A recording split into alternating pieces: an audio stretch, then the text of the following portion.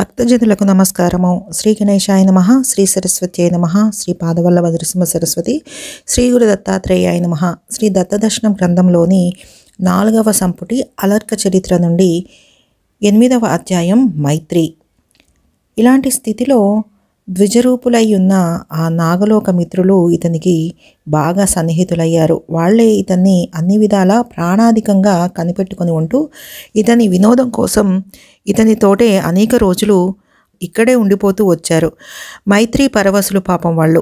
అలా వాళ్ళు తరచూ ఇల్లు వదిలి ఎక్కడో కాలక్షేపం చేసి వస్తూ ఉండటం గమనించి వారి తండ్రి అశ్వతరుడు ఒకనాడు కొడుకుల్ని సన్నసన్నగా మందలించసాగాడు.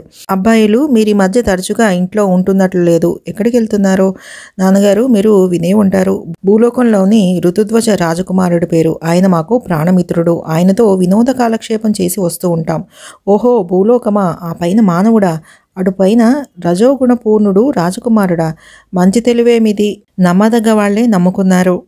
నాన్నగారు క్షమించండి. సామాన్యంగా ఏ లోకం వాళ్ళు ఆ లోకం వారితోనూ, ఎవరికి తగ్గవారు వారితోనూ స్నేహం చేయటమే ధర్మం, కాదనం. కానీ ఈ ఋతుధ్వజుడిని మీరు ఎరగరు, అందువల్ల మీరలా మాట్లాడుతున్నారు. ఏమిటి అతనిలోని విశేషం? మా స్నేహితుడిని మేము స్తుతించడం మంచిది కాదు, కానీ మేం మాత్రం ఆ వినయాన్ని, ఆ ప్రేమని, ఆ సౌశల్యాన్ని, ఆ గౌరవాన్ని, ఆ భూతదయని, ఆ చిత్త స్థౌర్యాన్ని చూచి ఇలాంటి మిత్రుడు ఎన్ని జన్మలెత్తినా మనకు దొరుకుతాడా అనుకుంటూ ఉంటాం. మీరలా అనుకుంటున్నారు సరే నాన్నగారు, మీ భావం అర్థమైంది. అతడు మా కోసం ప్రాణాలైనా అర్పించడానికి వెనుదీయడనేది మాకు అనేక సార్లు ధృవపడింది. అతని సాహసానికి మేరలేదు. అతనిలాగా మనల్ని ప్రేమించేవారు మన బంధువర్గంలోనే ఎవరూ లేరు. ఎంతైనా అతడు రాజు. అవును నాన్నగారు, అందువల్లే అతను తనకన్నా ఎక్కువగా మాకు రాజభోగాలు జరిపిస్తున్నాడు. మేము ఒక్కరోజు వెళ్ళకపోతే మాకేమైందోనని ఆరాటపడుతూ ఉంటాడు. పరస్పర ప్రీతి ఉన్నదంటారు, అంతేనా? అందువల్లే మేము అది కూడా మా స్వగృహమే అన్నంత స్వాతంత్రంతో అక్కడ హాయిగా మెలుగుతున్నాము. సరే, మీరింతకు చేసే వినోద కాలక్షేపాలేమిటి? వారంలో 3 రోజులు శాస్త్ర ప్రసంగాలు చేస్తూ ఉంటాం. ఒకరోజు కావ్య వినోదం, ఒకరోజు లలిత కళా ప్రసంగాలు, 2 రోజులు మున్యాశ్రమ దర్శనం, పుణ్యక్షేత్ర దర్శనం. ఎప్పుడైనా ఒకప్పుడు అతను వేటకు వెడితే మేము అతన్ని అనుసరిస్తాము. ఇది సామాన్యంగా మా వినోద పద్ధతి. బేష్ అబ్బాయిలు, ఇప్పటికి నాకు తృప్తి అయ్యింది. అతన్ని గురించి నేను విన్నాను, అతిశయోక్తులేమో అనుకున్నాను. ఇప్పుడు మీరు చెప్పారు కనుక కాదని తెలిసింది. అటువంటి సుపుత్రుణ్ణి కన్నా తండ్రి ధన్యుడు. మీరు సత్సంగమే చేస్తున్నారు, బాగానే ఉంది. అతను మీకు రాజభోగాలు అమరుస్తున్నాడు కదా, మరి మీరు ప్రత్యుపకారం ఏం చేస్తున్నారు? అతనికి మనం చేయగలిగిన ప్రత్యుపకారం ఏమీ లేదు. అదేం మాట?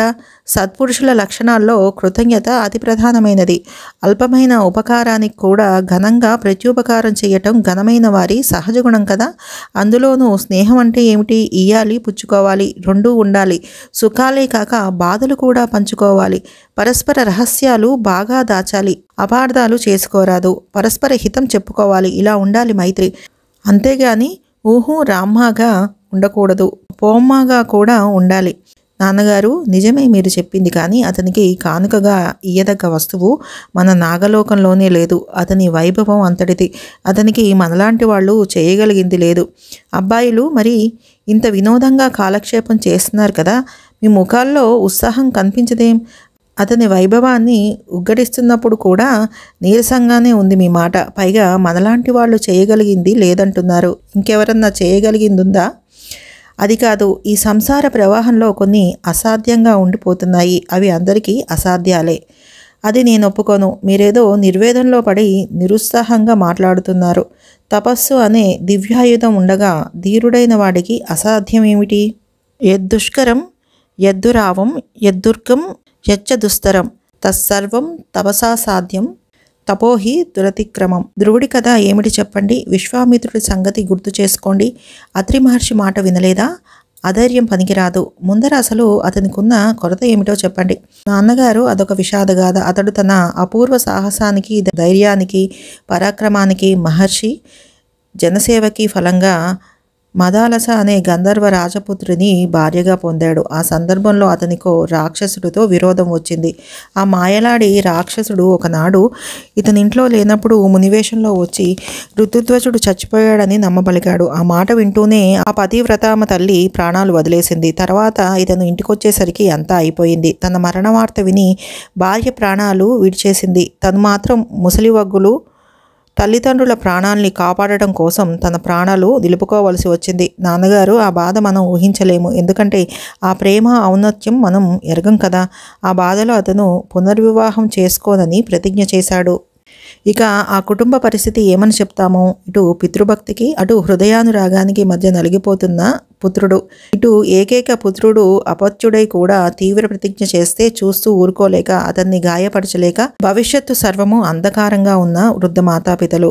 ఉన్నరాజు కాటికి కాళ్ళు చాచి ఉండగా తమను రామచంద్రుడి కన్నా అధికంగా సుఖింప చేస్తాడనుకున్న యువరాజు బ్రతుకు ఇలా మొండి పడిపోగా దిక్కుతోచక అలమటించే ప్రజలు. ఇది అక్కడ పరిస్థితి.